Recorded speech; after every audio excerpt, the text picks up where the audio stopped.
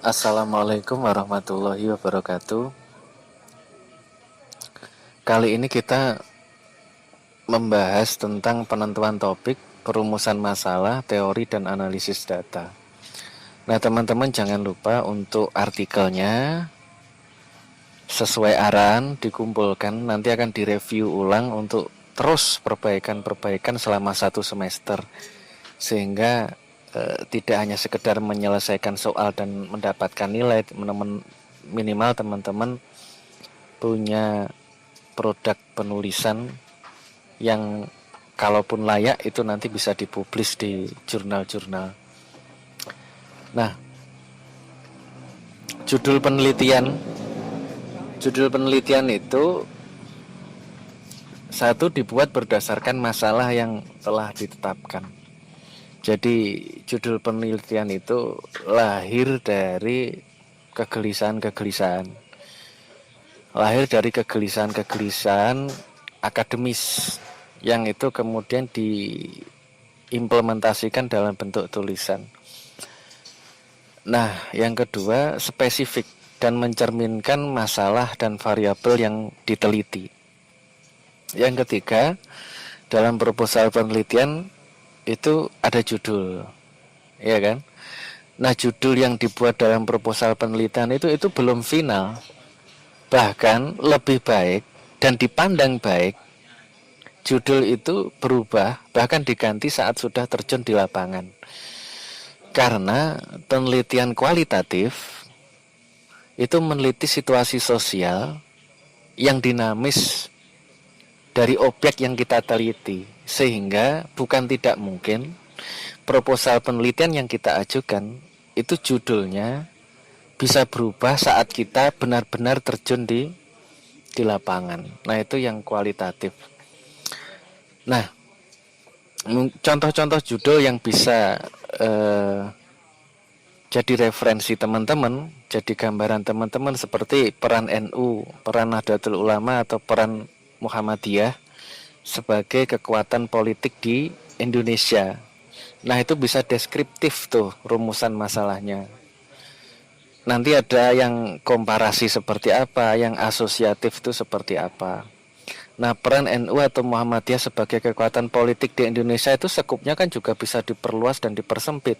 Apakah di era Orde Baru, apakah di era reformasi, atau di era milenial, dan itu tergantung bagaimana kita melihat fenomena masalah yang kita cari sehingga sudut variabelnya itu spesifik untuk diteliti. Contoh yang lain seperti komunikasi pemasaran program Jarum Beasiswa Plus. Nah, ini contoh. Komodifikasi anak pada iklan prudensial. Analisisnya pakai semiotika Roland Barthes. Nah, beberapa contoh judul ini bisa jadi referensi teman-teman untuk gambaran dari artikel teman-teman yang sedang dikembangkan. Nah, kemudian perumusan masalah. Tadi sudah saya sampaikan bahwa rumusan masalah itu ada yang deskriptif, menyeluruh, luas, dan mendalam. Kalau kita membahas bagaimana peran NU sebagai kekuatan politik di Indonesia, peran Muhammadiyah sebagai kekuatan politik di Indonesia, maka akan menyeluruh, luas, dan mendalam. Bisa dipersempit di era reformasi atau di era Orde Baru. Nah, ada komparatif juga, membandingkan. Rumusan masalah itu ada yang komparatif, yang membandingkan, dan asosiatif yang menghubungkan. Nah, dalam penelitian kualitatif, hubungan yang ditemukan adalah hubungan resiprokal atau hubungan interaktif. Nah, penelitian yang bisa saya contohkan kalau tidak di bidang komunikasi, mungkin di bidang pendidikan ada contoh seperti KTSP atau KBK. Relevansinya dengan pemikiran pendidikan Ahmad Dahlan, relevansinya dengan pemikiran pendidikan Kiai Haji Hasyim Asy'ari. Nah, ini bisa menjadi studi rumusan masalahnya itu bisa dibandingkan komparatif dan juga asosiatif dihubungkan. Nah, contoh yang riset komunikasi mungkin seperti representasi wanita merokok. dalam novel Roro Mendut karya YB Mangunwijaya. Nah, ini bisa asosiatif, bisa dihubungkan bagaimana representasi wanita merokok untuk kalangan partisipan, kalangan umum, khalayak umum, dengan model triangulasi, bagaimana menemukan data-data baik dari dokumen, wawancara dan lain-lain sehingga ditemukan data jenuh. Kemudian contoh yang lain seperti citra dan komunikasi wanita perokok, studi multisitus di kampung muslim dan juga di desa Legin Bali. Nah, ini kan menarik, unik, komparatif dan asosiatifnya, dihubungkan dan membandingkannya bagaimana citra dan komunikasi wanita perokok di kampung muslim. Jadi citranya seperti apa kalau di kampung muslim, kalau di desa Legin Bali seperti apa. Nanti akan ketemu tuh etis, estetis, pandangan budaya yang berbeda dan bisa menjadikan temuan baru dalam sebuah penelitian sosial komunikasi. Nah, teori dalam penelitian kualitatif. Nah, teori ini digunakan untuk memperjelas masalah penelitian sehingga bisa menghasilkan hipotesis. Jadi teori itu digunakan untuk memperjelas masalah penelitian sehingga menghasilkan hipotesis. Nah, kuantitatif itu menguji hipotesis, sedangkan kualitatif itu menemukan teori. Contoh nih, dalam makna kata cantik.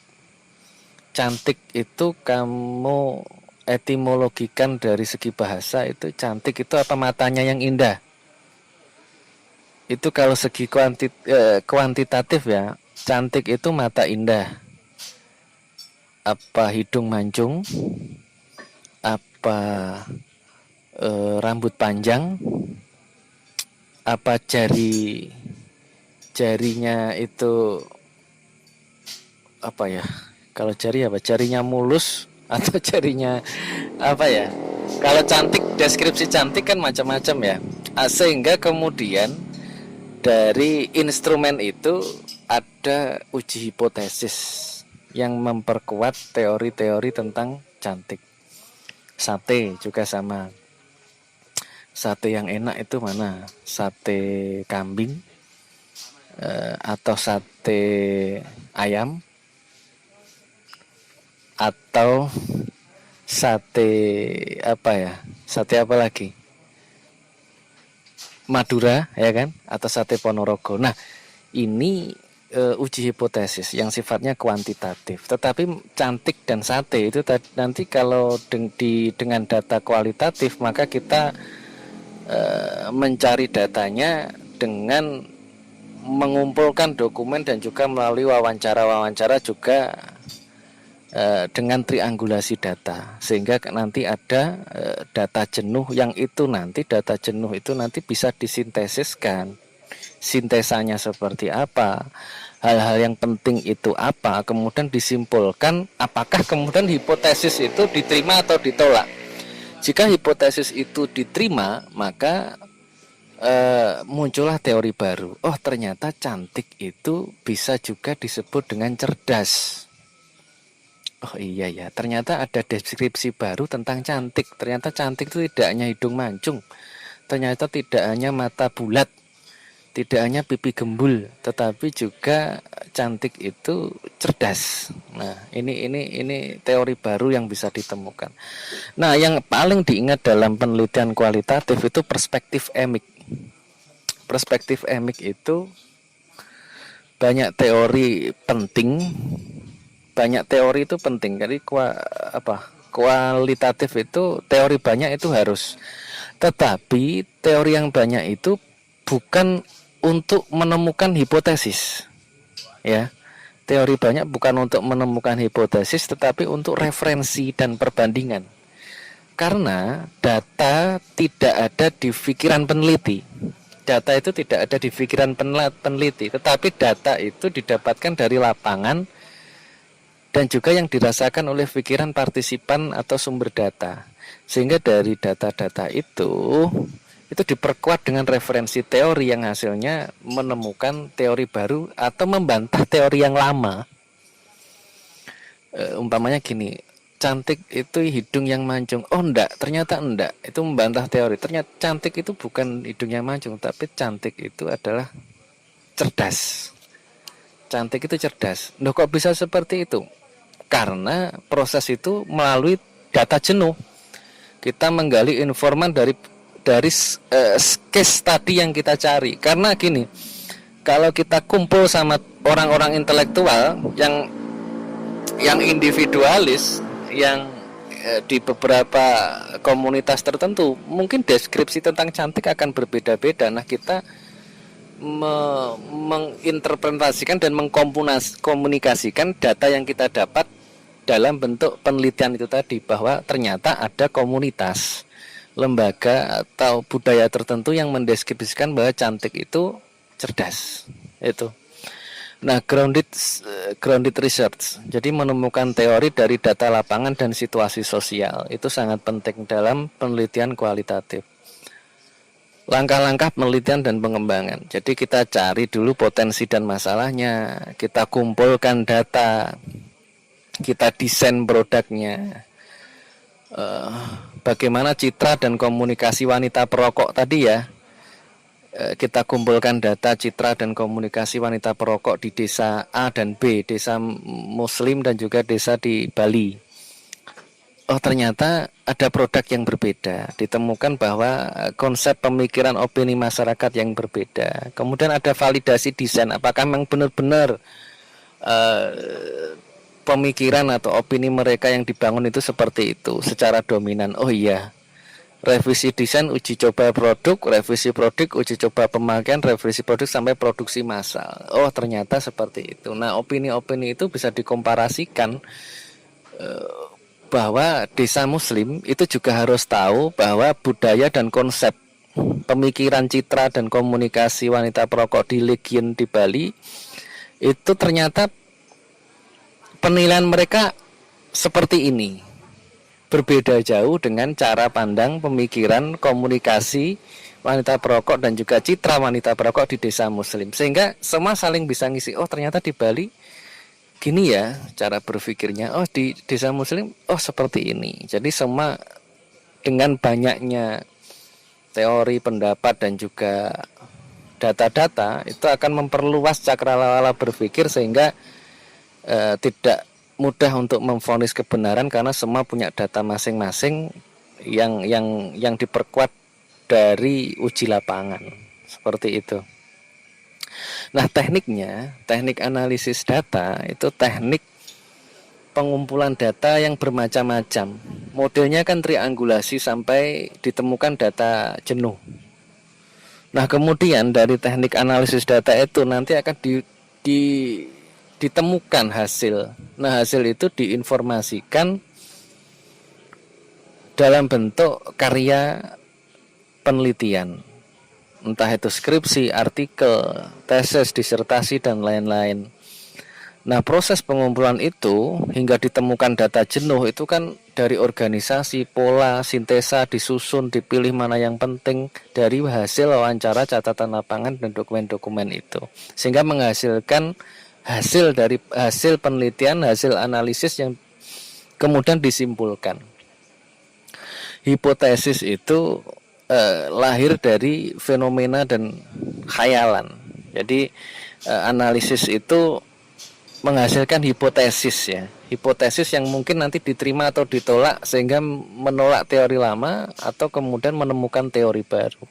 Nah, hipotesis itu di awal tadi itu lahir dari fenomena dan juga khayalan yang dibangun dari logika, dipertemukan dengan data-data sehingga disimpulkan hipotesis itu diterima atau ditolak. Jika hipotesis diterima maka berkembang menjadi teori. Nah, saya contohkan tadi seperti cantik. Ternyata ada etimologi baru bahwa cantik itu ya cerdas.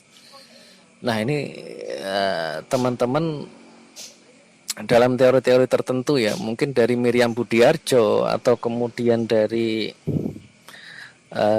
Profesor Dr. Sugiono, dan kemudian ada Rahmat Kriyanto PhD, bagaimana mendeskripsikan kriteria disebut komunikasi yang efektif A sampai F, tapi teman-teman bisa menemukan G, teman-teman bisa menambahkan penemuan lagi H, I, J dan seterusnya. Itu jadi temuan teori baru yang sangat bermanfaat untuk para akademisi.